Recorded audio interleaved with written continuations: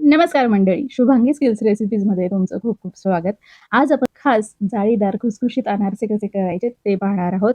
ज्याला कुणाला अनारसे करणं फार अवघड वाटत असेल तर आजची ही रेसिपी नक्की पहा. अगदी छोट्या-छोट्या टिप्स मी इथे सांगितलेल्या आहेत जेणेकरून तुम्हाला अनारसे करणं अजिबात अवघड वाटणार नाहीत.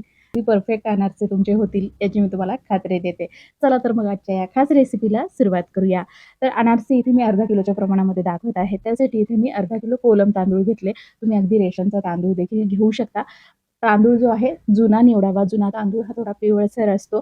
यामध्ये तुम्ही सुगंधित तांदूळ घेऊ शकता जसं की आंबेमोहोर आहे, बासमती आहे, जेणेकरून अनारस्याला छान अशी चव येईल. आता सगळ्यात आधी हा तांदूळ जो आहे 2-3 पाण्यांनी स्वच्छ धुवून घ्यायचा आहे. त्यानंतर त्यामधील पाणी काढून टाकायचं आहे आणि स्वच्छ पाणी त्यामध्ये घालायचं आहे आणि 3 दिवस तांदूळ आपल्याला भिजत ठेवायचा आहे. दिवस-रात्र असं मिळून 3 दिवस. तर तांदळातलं पाणी रोज सकाळी, संध्याकाळी एक टाईम तरी तुम्हाला बदलावं लागेल, जेणेकरून मग तांदळाचा आंबट वास येणार नाही आणि एकदम सडका वास येतो जर पाणी बदललं नाही तर. तर आपल्याला फक्त तांदूळ आंबवायचे आहेत, सडवायचे नाहीत. त्यामुळे तांदळातलं पाणी 1 टाईम किंवा 2 टाईम तुम्ही बदलू शकता. फक्त तांदूळ जे आहेत चोळून असे ते धुवायचे नाहीये. फक्त त्यातलं पाणी काढून टाकायचंय आणि परत त्यामध्ये भरपूर पाणी घालून ते देखील पाणी काढून टाकायचं आणि परत त्यामध्ये पाणी घालून तांदूळ परत भिजू घालून ठेवायचं. असं आपल्याला 3 दिवस करायचं आहे. त्यानंतर आता चौथ्या दिवशीची ही मी तुम्हाला प्रोसेस दाखवत आहे. चौथ्या दिवशी तांदूळ जे आहे चाळणीमध्ये काढून घ्यायचे आहेत आणि त्याला परत स्वच्छ धुवून घ्यायचं आहे आणि स्वच्छ धुतल्यानंतर पूर्ण पाणी निथळेपर्यंत ते चाळणीत ठेवायचे. त्यानंतर एका कॉटनच्या कापडावर घरातच फॅनखाली अर्धा तास तरी आपल्याला ते सुकवून घ्यायचे आहेत. जास्तच आपल्याला तांदूळ कोरडा करायचा नाहीये. फक्त त्यावरील पाणी सुकलं गेलं पाहिजे. तांदूळ मात्र आपला हा दमटच असला पाहिजे, ओलसरच असला पाहिजे. पूर्ण त्याला सुकवायचं नाहीये. फक्त अर्धा तास कापडावर पातळ थर पसरवून तांदूळ सुकवून घ्यायचा आहे. बघू शकता तांदूळ इथे आपला सुकलेला आहे. आता तांदूळ कशा पद्धतीने सुकवायचा? तर हातामध्ये अशा पद्धतीने तांदूळ घेतला की हाताला तो चिकटला पाहिजे. म्हणजेच त्यामध्ये दमटपणा आहे. अशा पद्धतीने आपला तांदूळ सुकवून घ्यायचा. आता छोट्या मिक्सरच्या भांड्याच्या साहाय्याने शक्य होईल तेवढं बारीक पीठ आपल्याला तयार करून घ्यायचं आहे. त्याचबरोबर आपले अनारसे छान असे चविष्ट व्हावे यासाठी इथे मी जवळपास पाव चमचा जायफळ किसून घेतलंय आणि 4 इलायच्या फोडून त्याचे दाणे काढून घेतलेले आहेत. ते देखील मिक्सरच्या भांड्यामध्ये घातले. हे मस्त असं बारीक दळून घेऊया. मस्त सुगंधित आपले अनारसे यामुळे तयार होतील. अशाच पद्धतीने आता मी सगळं पीठ तयार करून घेतलं. आता हे पीठ जे आहे एकदम बारीक चाळणीने म्हणजेच मैद्याच्या चाळणीने चाळून घ्यायचंय. मैद्याची चाळणी तुमच्याकडे नसेल तर कॉटनच्या कापडाने वस्त्रगाळ करू शकता पिठाला. तर माझ्याकडे चाळणी आहे मैद्याची. त्याने मी आता सगळं पीठ चाळून घेते आणि वरती जी जाडसर कणी राहते ती परत मिक्सरच्या भांड्यामध्ये घालून बारीक करून घ्यायची आहे. सगळं पीठ मिक्सरच्या साहाय्याने बारीक केल्यानंतरही अगदी 2 चमचे कणी शिल्लक राहिलेली आहे. आता मी ती तशीच ठेवते आणि इथे मस्त बारीक असं आपलं हे तांदळाचं पीठ तयार झालंय. अर्धा किलो पीठ घेतलेलं आहे त्यासाठी आपल्याला अर्ध्या प्रमाणामध्ये म्हणजेच 250 ग्रॅम, 250 ग्रॅम एवढा गूळ घ्यायचा आहे. तर गूळ कोणता घ्यावा? तर हलक्या रंगाचा गूळ घ्यावा आणि चांगला तो मोकळा-मोकळा असेल, कोरडा गूळ असेल तोच घ्यावा. असा चिकट स्वरूपाचा आहे. चिक्कीचा गूळ घ्यायचा नाहीये. मी इथे मस्त हलक्या रंगाचा गूळ वापरलाय जेणेकरून आपले अनारसे दिसायला सुंदर दिसतील. तुम्ही जर काळपट गूळ वापरला ना, की मग अनारसे तळल्यानंतर खूपच काळपट दिसतात. त्यामुळे फिकट रंगाचा गूळ घ्यावा. आता गूळ जो आहे पिठामध्ये मिक्स केला मी सुरीच्या साहाय्याने कापून घेतला. पण तो पिठामध्ये चांगला एकजीव करण्यासाठी परत इथे आपल्याला मिक्सरचा वापर करायचा आहे. मिक्सरच्या छोट्या भांड्यामध्ये थोडं-थोडं मिश्रण घालून 1-2 मिनिटं मिक्सरला फिरवून घेतलं, की मस्त असं पीठ एकजीव तयार होतं. आपल्याला हातावर पीठ घासत बसण्याची गरज पडत नाही आणि कमी मेहनतीत आपलं हे मस्त असं पीठ तयार होतं.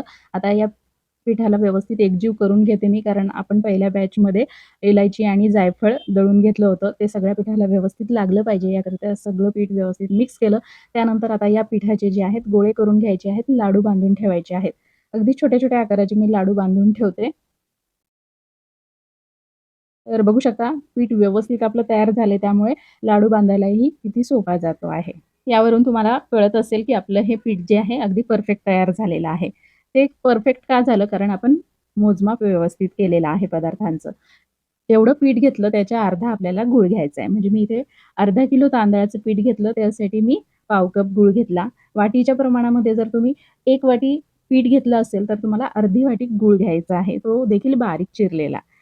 त्यानुसार अगदी परफेक्ट प्रमाण तुमचं येईल. आता हे गोळे आपण तयार केलेले आहेत ते एका हवाबंद डब्यामध्ये पॅक करून आपल्याला ठेवायचे आहेत 3 दिवस. त्यामुळे ते छान आंबले जातील आणि त्यामुळे आपल्या अनारशाला छान असा आंबूसपणा येईल. त्याचबरोबर आपले अनारसे छान जाळीदार तयार होतील. तर आता इथे 4था दिवस आलेला आहे आणि 4थ्या दिवशी मात्र इथे आपण आता अनारसे करायला घेणार आहोत. त्यासाठी मी इथे 2 पिठाचे गोळे घेतलेले आहेत. ते चांगले चुरून घ्यायचे. मस्त असं सॉफ्ट पीठ आहे, जास्त पातळ वगैरे आपलं पीठ झालेलं नाहीये. तर हवामानावर, ऋतूवर देखील अवलंबून असतं. कधी-कधी गुळाला जास्त पाणी देखील सुटू शकतं. पण माझ्यासोबत तसं काही झालेलं नाहीये. पीठ अगदी व्यवस्थित आहे. अगदी थोडासा दुधाचा हात लावून हे पीठ मळून घ्यायचंय. अगदी 1 छोटा चमचा दूध लागलेला आहे आणि घट्टसर असं पीठ इथे मी मळून घेतलेलं आहे. बघू शकता. अशा पद्धतीने पीठ मळून घेतल्यानंतर छोटे-छोटे पिठाचे गोळे तयार करून घ्यायचे आहेत. तर आता हे अनारसेचं पीठ फ्रिजच्या बाहेर 5 दिवस तुम्ही ठेवू शकता. त्यानंतर हे पीठ तुम्ही फ्रिजमध्ये ठेवा. अगदी महिनाभर टिकतं आणि मनात वाटेल तेव्हा तुम्ही यापासून अनारसे बनवू शकता. आता जे आपण पिठाचे गोळे करून घेतलेले आहेत ते झाकून ठेवायचे आहेत. आणि आता एका ताटामध्ये मी खसखस टाकून घेतलेली आहे.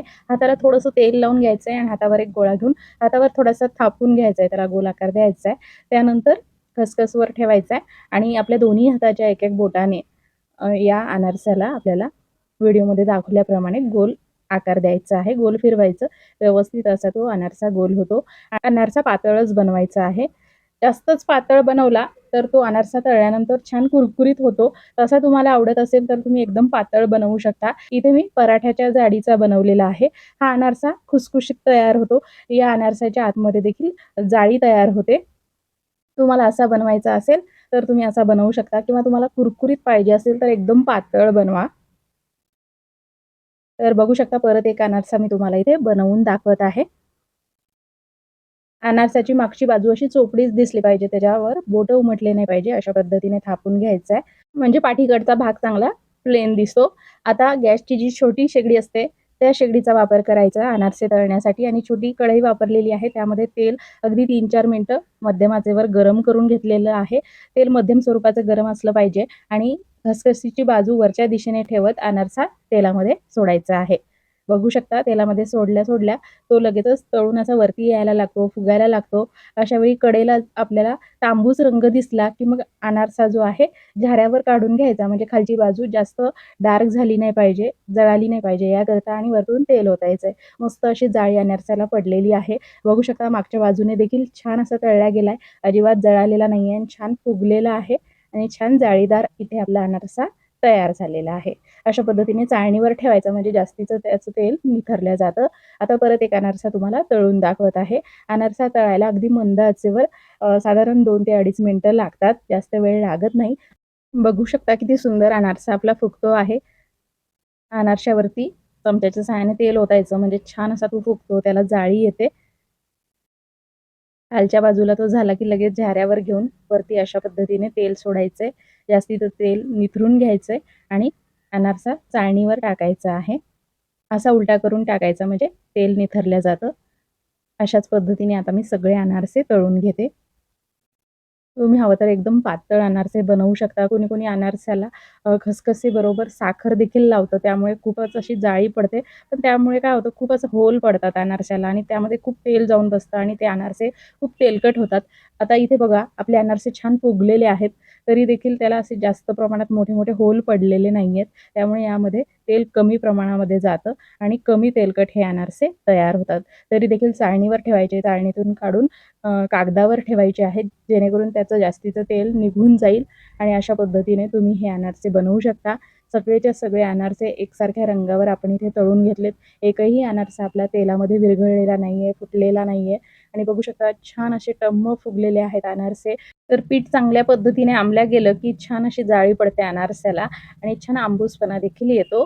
तर बघू शकता अगदी दुपटी-तिपटीने अनारसा फुगलेला आहे आणि आपण फिक्कट पिवळ्या रंगाचा गूळ इथे वापरलाय. त्यामुळे अनारसा आतून थोडा पांढरट दिसतोय. आपण तो चांगला तळून घेतलाय तरी देखील तो पांढरट दिसतोय. जसा तुम्ही गूळ वापरणार तसा अनारशाला रंग येणार. तर कुरकुरीत अनारसा पाहिजे तर एकदम पातळ बनवा. खुसखुशीत पाहिजे तर हलकासा जाडसर बनवा. तांदळाची पिठी एकदम बारीक करा आणि गुळाचं प्रमाण अगदी बेताने घाला. म्हणजे तुमचे अनारसे अजिबात चुकणार नाही. परफेक्ट तयार होतील. तर आजची ही रेसिपी जर तुम्हाला खरंच माहितीपूर्ण वाटली असेल, उपयोगाची वाटली असेल तर प्लीज व्हिडिओला लाईक करा, जास्तीत जास्त शेअर करा तर आजचा हा व्हिडिओ तुम्ही तुमच्या वेळातला वेळ काढून पाहिला त्यासाठी मनापासून खूप खूप धन्यवाद.